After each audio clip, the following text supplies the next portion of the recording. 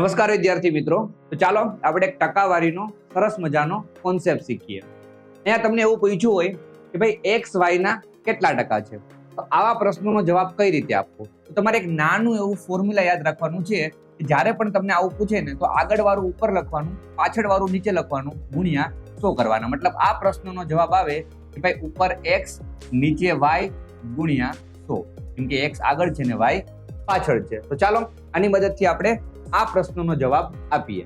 40 એ 50 ના કેટલા ટકા છે, તો હું શું કરીશ, આગળ વાળું ઉપર એટલે કે 40 ઉપર, પાછળ વાળું નીચે એટલે કે 50 નીચે, અને ગુણ્યા શું કરી દઈશ 100. અહીંયા આપણે શાંતિથી છેદ ઉડાડીએ તો ભાઈ 50 ના ડબલ 100 થાય અને 40 ના ડબલ 80 થાય. તો 40 એ 50 ના 80% છે એવું આપણે કહી શકીએ. જો તમને આ કોન્સેપ્ટ સમજ પડી હોય તો તમે નીચે આપેલા પ્રશ્નોનો કોમેન્ટ બોક્સમાં જવાબ આપો. Thank you so much.